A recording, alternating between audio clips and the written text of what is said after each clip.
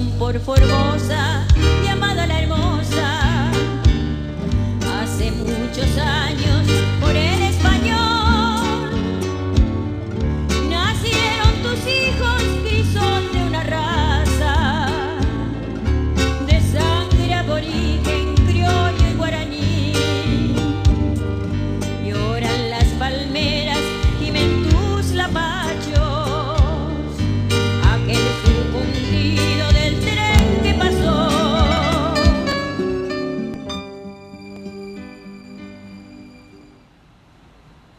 Buenas noches, ¿cómo están amigos? El placer de compartir nuevamente una edición de Pasión por Formosa en esta noche de viernes.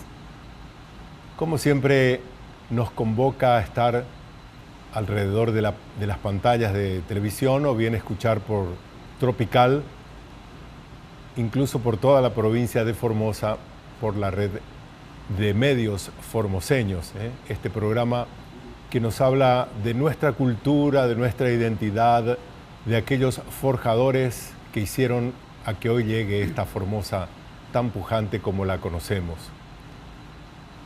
Bueno, aunque no sea oriundo de Formosa, yo creo que lleva afincado muchos años, ya lo vamos a saber enseguidita. Lo tenemos aquí en este primer bloque a nuestro invitado, que es el profesor Justo Lindor Olivera. Él es profesor, investigador, historiador, pedagogo, y va a compartir con nosotros sobre la historia que nos atañe muy de cerca por el hecho de que él conoce bastante sobre la vida del fundador de Formosa. Incluso este libro que lo tengo aquí sobre la mesa, este libro él lo ha escrito, por supuesto, gracias a sus investigaciones. Bueno, gracias por venir, profesor. No, es un gusto. Justo Lindor Olivera. Así es. Catamarqueño. Sí. ¿Pero cuánto lleva afincado aquí? Y ya estamos pisando los 52 años. Ah, entonces tiene más años de formoseño que catamarqueño. Sin duda. Pero yo siempre digo de que, y lo digo con mucho placer, de que estoy prácticamente dividido o partido en dos, ¿no? Una parte para mi tierra natal. Que nunca olvida uno, ¿no? Por supuesto. Y siempre digo de que a medida que pasa el tiempo, ese sentimiento por la tierra de uno se vuelve más fuerte, es más intenso. Eso por un lado. De San Fernando del Valle de Catamarca mismo. Del Valle de Catamarca, de un pueblito que queda frente de la ciudad. La ciudad de Catamarca queda sobre el Cerro de Ambato, y mi pueblito, que se llama Santa Cruz, está en las faldas o en las laderas del Cerro de Ancasti. Los dos cerros forman lo que se llama el Valle de Catamarca. El paisaje que en el Portezuelo es inigualable. Claro, el Portezuelo es vecino a mi pueblo. Por eso cuando la samba de Polo Jiménez dice... sí, Polo lo hizo famoso. Un pueblito acá, otro más allá, bueno... Un camino largo que baja y se pierde. Ese pueblito que dice otro más allá, ese es mi pueblo. Santa Cruz. Santa Cruz. Bueno, se da con usted lo que... Perdón, y después está la otra parte, que es sobre Formosa, ¿no? ¿Por qué digo que estoy partido en dos? Porque la otra mitad corresponde a Formosa. Me siento perteneciente a Formosa porque esta provincia me dio generosamente todo lo que logré en mi vida activa como docente fundamentalmente. Yo vine a iniciarme prácticamente en la docencia en Formosa y con la responsabilidad y el compromiso de dirigir un colegio que se iniciaba en Laguna Blanca, que luego va a tomar la modalidad de la escuela agrotécnica, que todavía, por suerte, está vigente y en pleno ascenso, en plena construcción. Una satisfacción entonces para usted, ¿eh? Claro, porque el pueblo de Laguna Blanca hacía años que venía luchando, venía bregando por tener su escuela secundaria. Porque había mucha gente humilde, gente de colonos de ahí, que querían que sus hijos estudien, pero que no tenían recursos para mandarlo acá a la capital o a Clorinda. Hasta que finalmente en el año 1966 se concreta la creación del ciclo básico común, que es la etapa previa de todos los colegios, porque es común a todos. Sí. Y yo tuve la fortuna de que las circunstancias o el destino hayan decidido que yo sea el docente, el profesor que dé inicio. De modo que conté con todo el apoyo, fue con todo el entusiasmo, de ese colegio, entonces. Con todo el entusiasmo de la gente. Y para mí fue muy duro el trasplante, porque nuestro país es tan inmenso y tiene regiones tan, pero tan caracterizadas, tan propias en sí mismas, que la región andina, la región de Catamarca, con la región boscosa del Chaco nuestro, es como si con las claro, es como si se trasplantaran de un país a otro. Claro. ¿No? Pero todo se me facilitó precisamente por la gente, ¿no? Por la hospitalidad, la comprensión, la ayuda, el apoyo de la gente. Yo creo que ese es un factor, hace que el que viene a Formosa queda aquí. Ya queda prendado. La mayoría de las personas quedan por el hecho de que... Es la gente. La gente. El calor. El trato. Claro, sí. Y después que, en el caso mío, pero yo creo que es muy general, a nosotros, a los docentes, nos trataron muy bien, muy bien. Tuvimos todo el apoyo tanto de los gobiernos, de los sucesivos gobiernos, como de la gente. Y nos da la oportunidad de tener en Formosa una especie de foro de docentes de todo el país, porque de muchísimas provincias vienen a Formosa, o venían antes, cuando Formosa todavía no producía maestros ni profesores. Sí, yo recuerdo que parte de la primaria yo hice en Clorinda. A veces nos encontrábamos en Laguna Blanca una mesa los fines de semana, por ejemplo, de 6 docentes, y comenzábamos a preguntar, ¿vos de dónde sos? Y todo era una provincia distinta. Así era, yo recuerdo eso porque en la primaria, parte de la primaria yo hice cuarto, quinto y sexto, hice en Clorinda. Claro. Y eran todos, entre comillas, foráneos, no eran formoseños. Claro. Sobre todo del Paraguay, que estaba ahí nomás. El director era Esperanza, de un colegio, estaba el otro Cabral, había una profesora que era de Lincoln, provincia de Buenos Aires, de varias provincias del país, pero lo que menos había era formoseños. Y después estaban en la secundaria, nos tocaron los exiliados del Paraguay. Claro. Que eran gente muy, muy bien formada, que ocupaban altos puestos en el gobierno de aquel entonces, y después hubo esa diáspora con el gobierno autoritario. Los paraguayos se extendieron prácticamente por toda la provincia, salvo la zona extremo oeste, el extremo del oeste. En Laguna Blanca prácticamente era una especie de colonia paraguaya. Todos los pioneros, el 90% de los pioneros, los primeros en establecerse allí, en iniciar el proceso de vida, de crecimiento, de desarrollo, fueron paraguayos. Y en Laguna Blanca también llegaron médicos, de todo. Incluso se da un caso muy particular que yo estoy tratando de hacer un trabajito sobre un residente de Laguna Blanca que salió de Laguna Blanca, lo vinieron a buscar, salió y fue al Paraguay para ser presidente de la República del Paraguay. ¿Ah, sí? Claro, el título sería de Laguna Blanca a presidente del Paraguay. ¿Y quién fue? Y se dio, era un doctor, un odontólogo de apellido Molas López. ¿no? Sí, ya me habían comentado de eso. Que estuvo de presidente después de la 49. Crisis. Claro, en el 49, sí, exactamente. Felipe Molas López. Dicen que pertenece a dos familias muy tradicionales y patricias del Paraguay, como ser los Molas, que empiezan con la misma revolución. Claro, 1811 Y los ya había López, molas. porque dice que desciende incluso del linaje del mariscal López.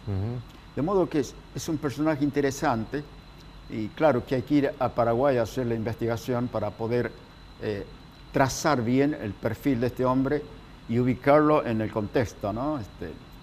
Lo llamativo es que de un pueblito como Laguna Blanca fue a presidente de la Nación. Ya me habían comentado eso, me había olvidado, por eso le pedí que me hiciera recordar y cuando dijo eso, bueno, ¿y cómo serán las cosas que de Paraguay también vinieron? Trabajaba especialmente en el Hotel Guaraní, ahí tenía su consultorio y le gustaba mucho la educación, trabajar con los chicos. Y era miembro también del Club Social de Laguna Blanca, social y cultural, ¿no? Era secretario, algo así. Claro, él estaba exiliado seguramente de su familia, ¿no? Seguramente, eso es lo que hay que investigar, por qué se vino. Tantos golpes. Porque él participó en la guerra del Chaco, con el hermano de él. Participaron, estuvo becado en Europa, vino ya un profesional con mucha experiencia y conocimientos. Y en la guerra de Chaco puso en práctica una serie de ensayos, de experimentos que él ya traía y que dio muy buenos resultados. Después seguramente hubo algunos problemas políticos porque fue a parar a Laguna Blanca, ¿no? Y duró poco tiempo en su presidencia. Sí, poco tiempo, más o menos 8 meses. Sí, poco tiempo, en el 49. Y eran los tiempos de las convulsiones en Paraguay. Sí, que decían en la revista... Ninguno duraba. Que como le vendo decían en Buenos Aires, ¿no? Le vendo ventilador que tiene más revoluciones que el Paraguay. Sí. Sí. Bueno, tenemos que ir a lo que nos atañe esta noche, a convocarlo a usted. No? Hace 172 años nacía el comandante Luis Jorge Fontana, el 19 de abril de 1846. No se lo voy a contar yo a usted es el que nos va a contar. Partimos de ahí. Sí.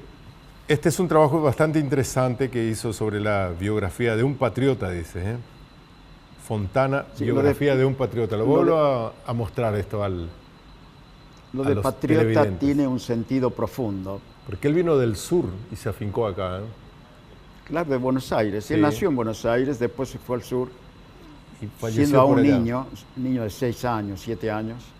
Cuando cae Rosas, se produce... a la Patagonia, creo, ¿no? Claro, se produce un problema para la familia de Fontana porque el padre de Fontana, el doctor Luis María Fontana, estaba al servicio de Rosas.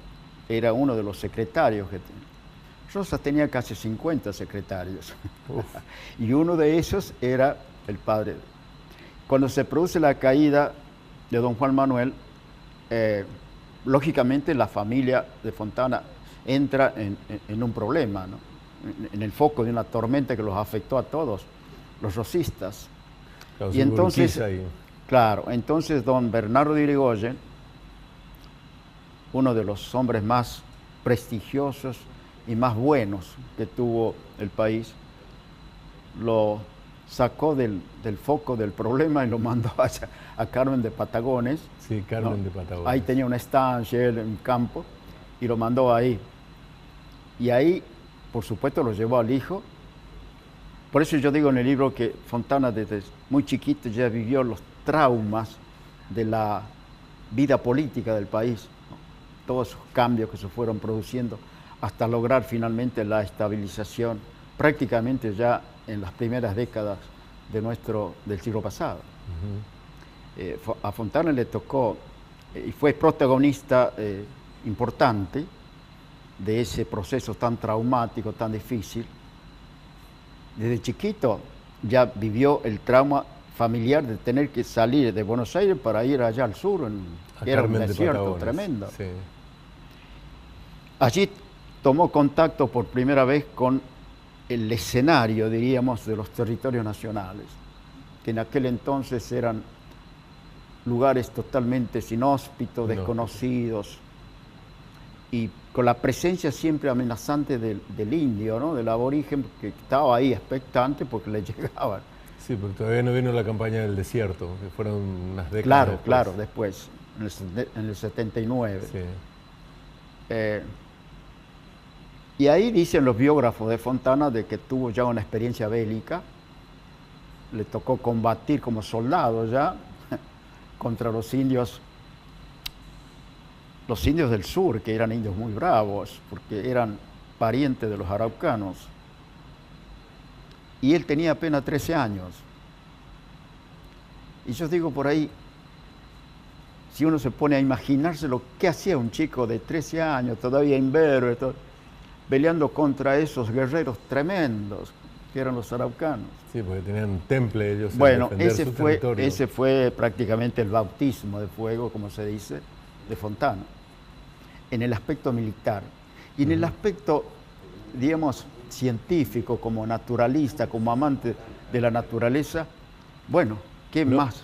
Lo voy a interrumpir, profesor, porque tenemos una persona en línea, Sí. una llamada telefónica, que es el bisnieto, Julio César Fontana, bisnieto, dice. Interesante. Buenas noches, lo escuchamos. Sí, buenas noches. Hola. Estoy viendo el programa y aprovecho la oportunidad para... Hola, buenas noches. Hola. Sí, lo escuchamos, señor. Sí, aprovecho la oportunidad de que estoy viendo el programa de saludar al señor. Tenemos bajo el retorno. El gusto de conocer y que estuve visitándolo a papá acá en Córdoba, Pilar, que viví. Así que bueno, un gusto, don Olivera. Sí, no lo estamos escuchando, el señor Julio César Fontana. ¿No sale? Sí, yo debo haberlo conocido. Ahora sí sale un poquito más. Si puede acercar un poquito más el aparato telefónico para escucharlo mejor. A ver, si lo tengo, me muevo y lo tengo acá, ¿no sale? Ahora sale un poquito mejor, ahora sí. ¿Ahora sale? Sí, ahora sí. Lo escuchamos, señor. Buenas noches. Sí, buenas noches, señor. Estaba diciendo de que aprovecho esta oportunidad para saludarlo al señor Olivera, que estuvo acá en casa viendo...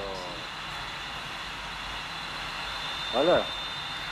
Sí, ahora lo va a escuchar el señor Olivera. Sí, Le está saludando, dice usted. Ahí tenemos retorno. sí, no, yo acá no estoy escuchando. Hola. Hola, sí, señor. Puede continuar. ¿Puedo continuar hablando? Mis saludos al señor Olivera. Sí, no se escucha nada acá. No sé si... Bueno. Bueno, lo vamos a volver a llamar, a ver, vamos a intentar nuevamente después el contacto telefónico. Lo está saludando a usted, dice, pero no tenemos un debido retorno, por eso nada más. ¿Puedo hablarle a él? Sí, no va a volver a llamar, bueno. se va a volver a contactar. Seguimos con usted, de todos modos, con lo que estábamos hablando. Sí. No, decía precisamente lo importante que fue esa primera experiencia de vida de Fontana. Allá en el sur. Claro. Y lo deslumbró naturalmente lo que es el paisaje sureño sobre el Río Negro, abriéndose hacia la Patagonia. Claro, porque está Viedma, ir más pasando Claro, el río. y ese paisaje, el estar en contacto con esa realidad geográfica, despertó en él el interés por las ciencias naturales, por conocer ese mundo. Y cuando vino a Buenos Aires, vino precisamente a estudiar ciencias naturales y ingresó en una especie de un curso que se hacía en Buenos Aires, que tenía un nivel superior, y lo tuvo como maestro nada menos que al sabio alemán Hermann Burmeister, que fue un hombre que prestó importantísimos servicios al país. Y por eso yo digo que, teniendo en cuenta la calidad, ¿no?, la injundia del maestro y del alumno, bueno, el producto no podía ser otro. Un excelente alumno, un excelente naturalista o naturista, como se dice ahora, que se preparó conscientemente para prestar los servicios que el país necesitaba en ese momento. Por un lado, el soldado, porque incluso a él le tocó participar en la malograda y desventurada guerra de la Triple Alianza. En los comienzos de la guerra, Y después comenzó su trabajo como naturalista también. Hay un episodio que yo cuento en el libro porque está casi en todos los trabajos sobre Fontana, que cuenta que el capitán del buque, donde él era guardia marina, Muraturi, era José Muraturi, lo mandó con una misión muy delicada para entregarle una correspondencia al mariscal López. En plena guerra. En plena guerra. Y le dijo, mire, si tiene suerte va a volver. Y el mariscal tomó conciencia de esa situación y le dijo, usted es muy joven, ¿cómo se atreve a esto? Y váyase antes que me arrepienta, le dijo. Y bueno, y Fontana cumplió, esa fue una de sus primeras misiones. Una misión muy osada, entonces. Claro, y que demostraba ya el temple Sí, tenía 20 y pocos años. Claro, claro. Porque tenía 33, 34 años cuando fundó Formosa. Sí, sí, sí. Él se casó a los 20 años más o menos, porque perdió el padre mientras estaba acá en campañas, acá en la zona del Paraná, del Alto Paraná. Murió el papá y entonces tuvo que volver a Buenos Aires para hacerse cargo. Él ya estaba casado, tenía hijos y bueno, y ahí es cuando se queda en Buenos Aires y después vuelve a retomar. Ahí creo que estamos hablando de retomar. Retomamos la comunicación. ¿No sale? Sí, buenas noches. Señor Julio César. Sí. Sí, ahora sí lo escuchamos. ¿Lo están escuchando? Sí, lo estamos escuchando. ¿Lo escucha, no, señor? Sí. Bueno. Hable que lo está escuchando acá el profesor Lindoro Olivera. Bueno, yo quería saludarlo al señor Olivera. Tengo un gusto en saludarlo. El señor vino a visitarnos acá a Pilar, en la provincia de Córdoba, estuvo con papá y nosotros. Así que es un gusto verlo por la televisión. Hoy la tecnología nos ayuda mucho y aprovecho la oportunidad para saludarlo. También le agradezco el envío del libro que están mostrando ahí. Hecho un estudio muy interesante, el señor Olivera. Sí, no Bueno, ahí tenemos la fotografía de la persona que está hablando. Parece que no tiene buen retorno el señor Olivera. ¿Sí? Al principio sí, pero después como se hace acople, bajó mucho. Bueno, yo no estoy lejos de la computadora, lo que es donde estoy viendo el programa, y no me siento, no sé si salgo por ahí. Tiene muchas de las facciones de su antecesor, ¿no? Del comandante Fontana. Hay una foto en el museo de cuerpo entero. Yo cuando fui a Formosa, la primera vez que fui, el museo estaba en remodelación, una historia que ya la conté. Y no pude entrar luego, o en otra oportunidad fui y sí pude entrar al museo y ver cosas con las que yo jugué, inclusive, que habían ahí en el museo. Y hay una foto de cuerpo entero de bisabuelo, en donde yo me veo muy parecido a él. Ahora, bueno, con los añitos que tengo, a lo mejor no sea muy parecido, pero uno de sus nietos, Luis María, era muy parecido también a él. Dentro de la familia, los rasgos del coronel se notan en casi todos los nietos. Bueno, y calculo que los genes siguen en la generación. Bueno, No sé señores, si- un gusto escucharlo. Un descendiente de una persona muy importante, obviamente, para nosotros aquí en Formosa, por el hecho de que no olvidamos al fundador, que fue su antecesor, su ancestro, el comandante Fontana. Acá lo va a saludar el profesor. Sí, quiero hacer referencia especialmente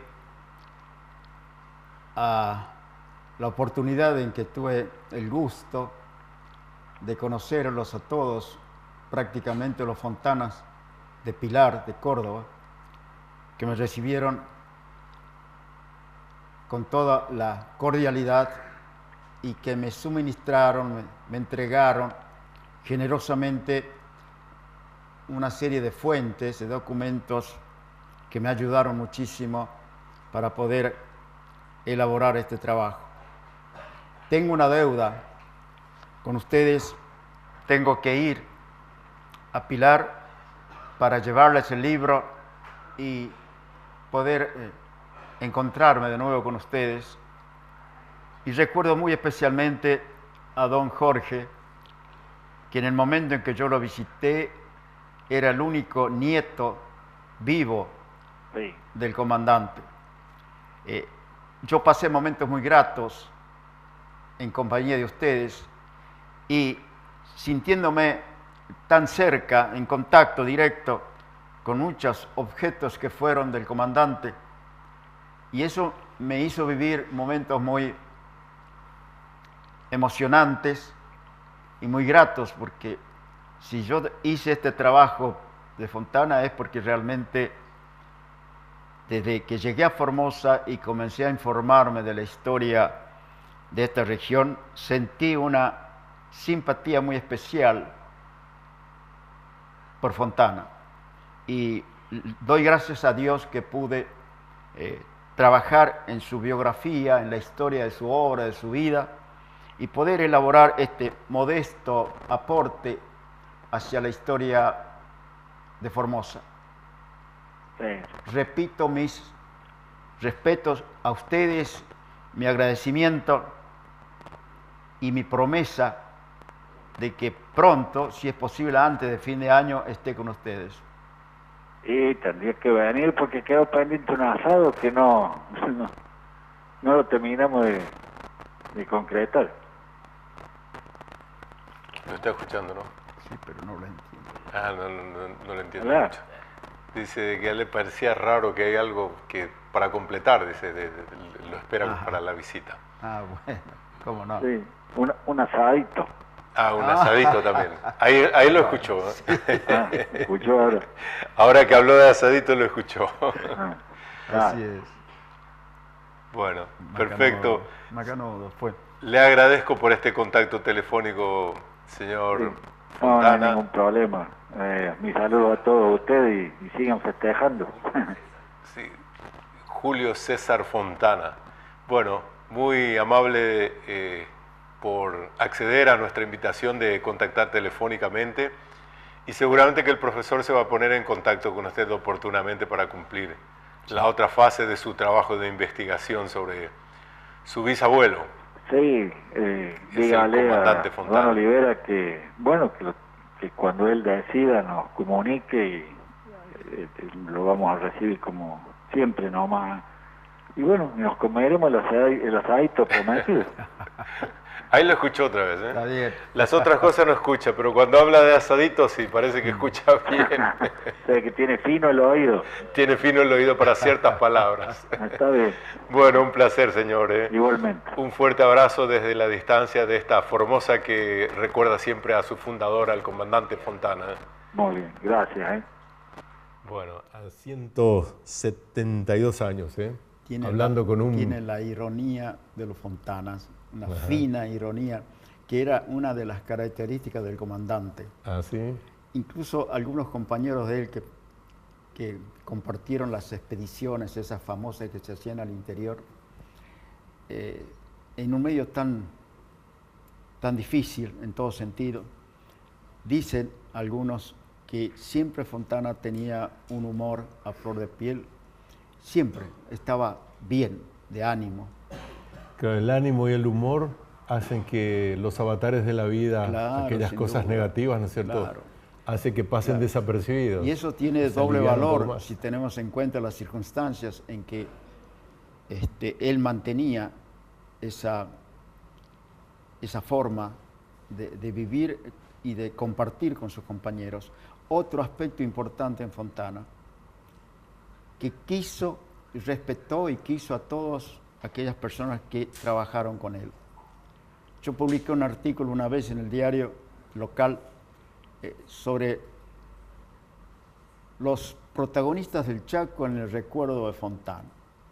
Y a todos los recuerda, tanto a los jefes como a sus compañeros y a los soldados, los recuerda con el mismo respeto y con el mismo afecto. Y cuenta el hijo de él que en las tertulias finales, ya cuando estaba viejo Fontana, cuando recordaba todas esas andanzas, esas aventuras y a todos esos compañeros, dice que se le iluminaba la cara de alegría, de emoción, al recordar toda esa vida, larga vida que tuvo en los territorios nacionales. 20 años, si tenemos en cuenta los 10 años del Chaco y los 10 años de la Patagonia. Y todavía tuvo que trabajar en las cumbres de la cordillera de los Andes. Y después recién fue, diríamos, al descanso, ¿no?, en la tierra sanjuanina. Sí, escaló una montaña de 2018 Así metros, es, dice, en 6 horas. Claro, para cumplir un trabajo de tremenda responsabilidad, como era establecer los hitos de límite entre Chile y Argentina. Que en ese momento había una situación, un clima bastante caldeado, con Chile fundamentalmente, por problemas de límite, ¿no? Y de modo que el trabajo era tremendamente comprometido. Y cuando terminó y aquella delimitación, creo que claro, lo hizo, y algunos criticaron un poco su trabajo, nunca faltan, pero después se pudo comprobar, el perito Moreno especialmente, hizo una inspección y terminó diciendo que todos los trabajos que había hecho Fontana con sus colaboradores habían sido correctos. Y se confirmó los hitos que había establecido Fontana. Claro, y después de aquel diferendo, creo que en 1904 se erigió lo del... Claro, los pactos de Mayo. Cristo Redentor, claro, ahí. Con los pactos de Mayo más o menos se arregló la situación. Que después continúa en la presidencia del doctor Menem y finalmente después del problema del Bicle. De las 3 islas, claro, Lennox, Picton y Así Nueva. Es. Bueno, muy interesante realmente el trabajo que ha realizado este patriota fundador de Formosa, ¿no? ¿Y cómo se da ese trabajo que le encomienda Mansilla? Mansilla le encomienda a Fontana para que viniera a buscar el sitio ideal para fundar Formosa, ¿no?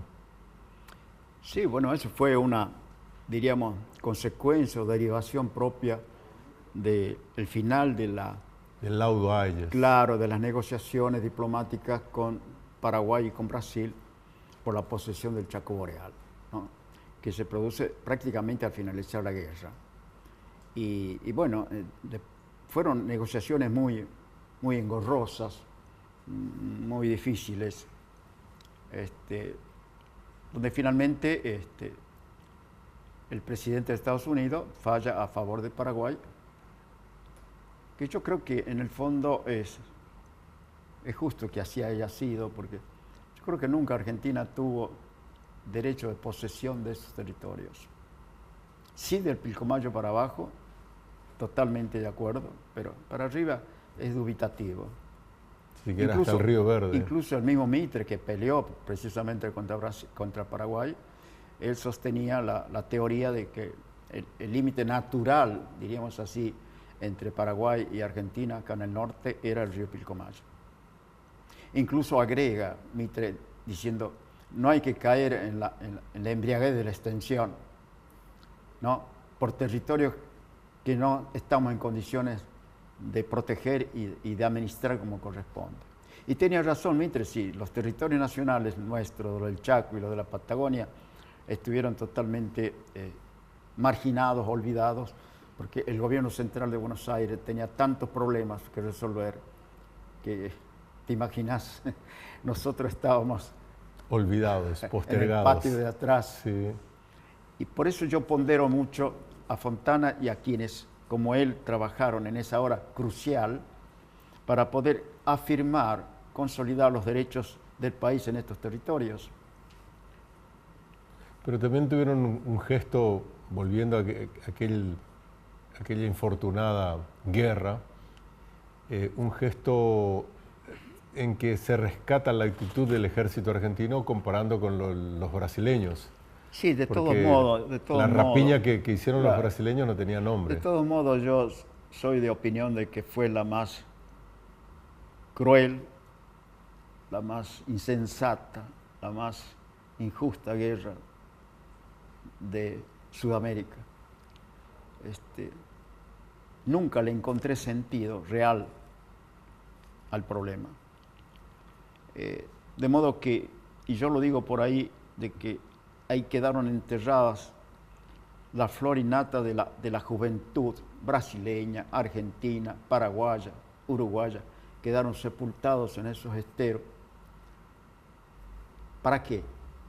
Al final, ¿quién ganó? Sí, porque Argentina se endeudó Y en las guerras muchísimo. nunca se gana, siempre se pierde. Sí, no hay guerra justa tampoco. Claro, debe ser lo más absurdo, lo más estúpido, si vale la palabra, que son las guerras, ¿no? Porque generalmente son motivadas por intereses mezquinos, como son los intereses económicos, y el precio que tienen.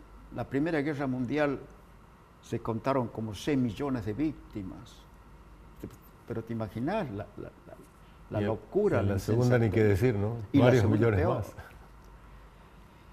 De modo que esta guerra, que sigue siendo controversial, sigue siendo discutida, polémica, A 150 años ya. claro, no sirve para nada prácticamente. Lo único que dejó como saldo es, vuelvo a insistir, la muerte de tantos jóvenes que eran que estaban llamados a construir los países. Claro, y no a recién estaban destruirlos. naciendo los Sí. países, todos. Pero por eso vuelvo a resaltar esa actitud que tuvieron. Emilio Mitre era el comandante general, estaba también Mansilla, Fontana, Él por ocupó supuesto. Villa Occidental. Sí, Emilio. se mantuvieron, digo, ajenos a esa rapiña que Y hay hicieron en una la capital.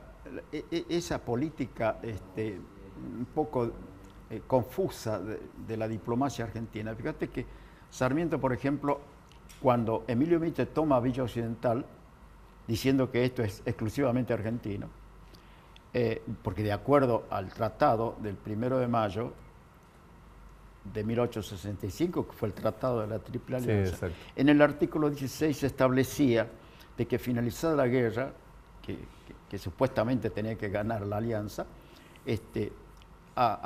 para nuestro país correspondía la soberanía hasta llegar a la Bahía Negra, al río Otuques, que está en el límite con Sí, Brasil. sí, allá al cerca del Pantanal. Claro, claro. De modo que, atendiendo al derecho de guerra, bueno, podía ser, pero desde el punto de vista histórico no. Y Sarmiento, por ejemplo,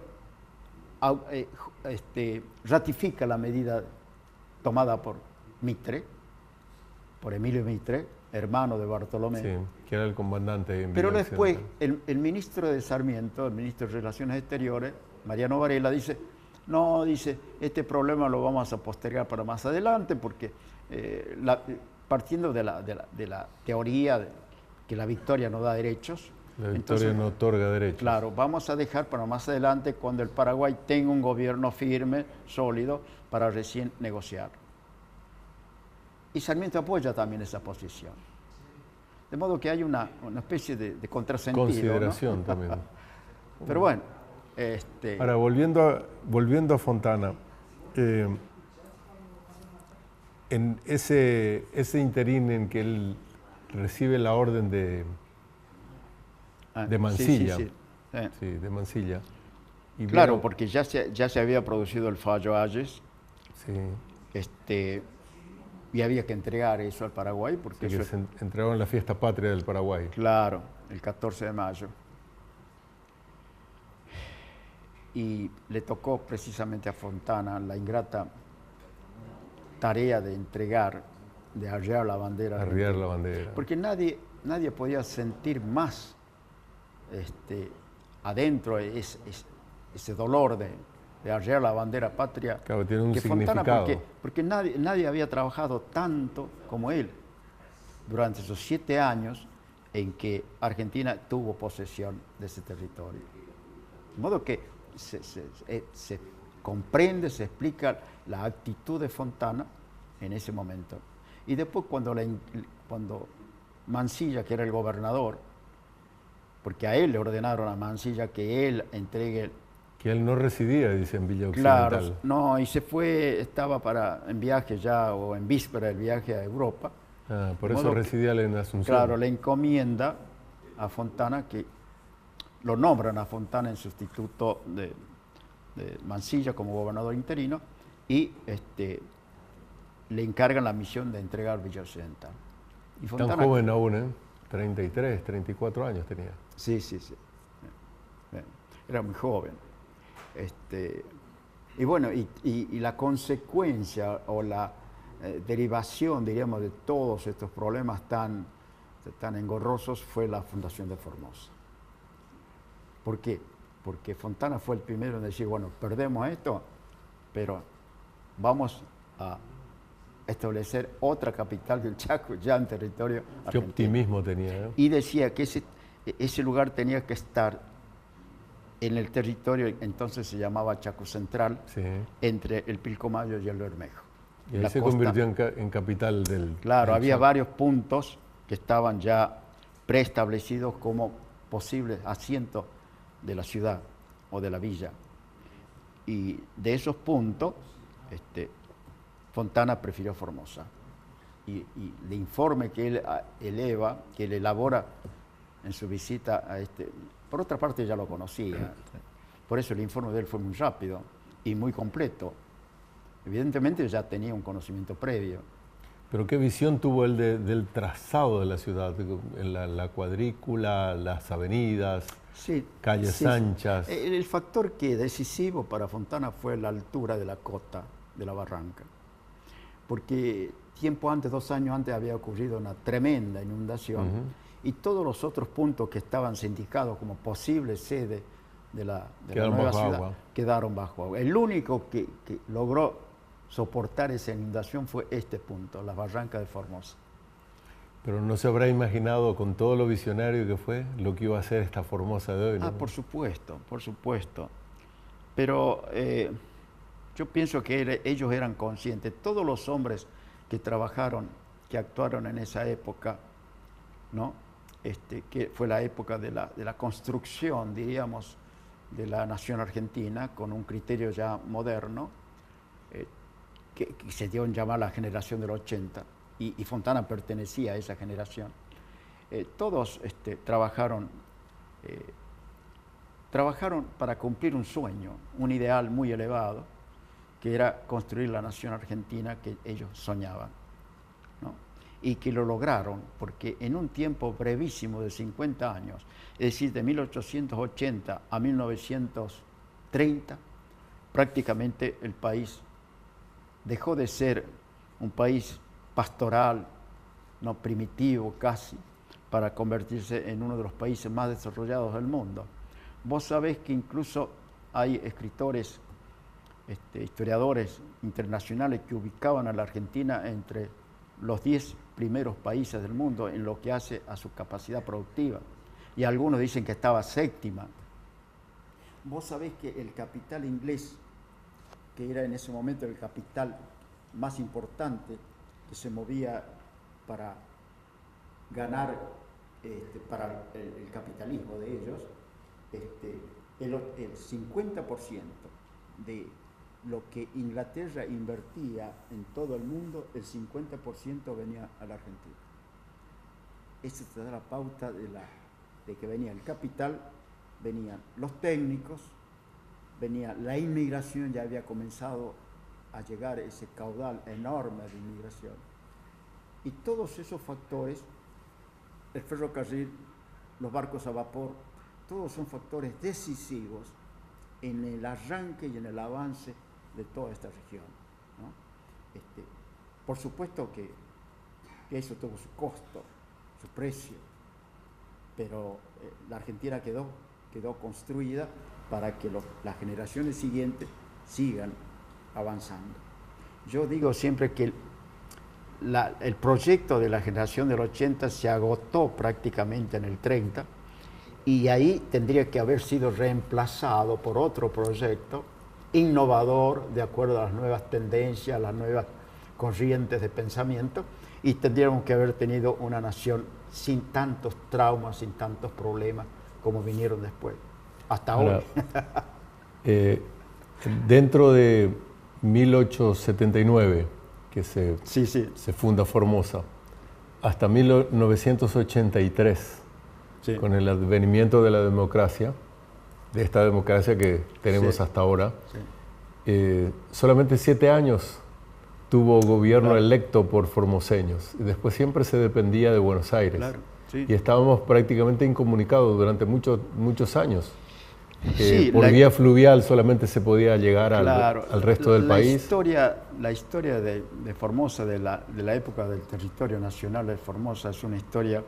Por eso esta Formosa es más reciente, es del 83 para ahora, más que de antes. Claro, sin duda. Viene a ser el coronamiento de todo un proceso anterior. Fíjese un detalle nada más, como el ferrocarril, en lugar de extender de Barranqueras a Formosa, se hizo hacia Embarcación, y toda la vuelta que había que dar para llegar a Buenos Aires, o de Buenos Aires para acá. Había un proyecto, no Por solo Barranqueras era punto terminal también de un eran ferrocarril. varios proyectos, entre otros el de don Manfredi de Ertelendi, que fue el terrateniente, digamos, de la zona de Clorinda.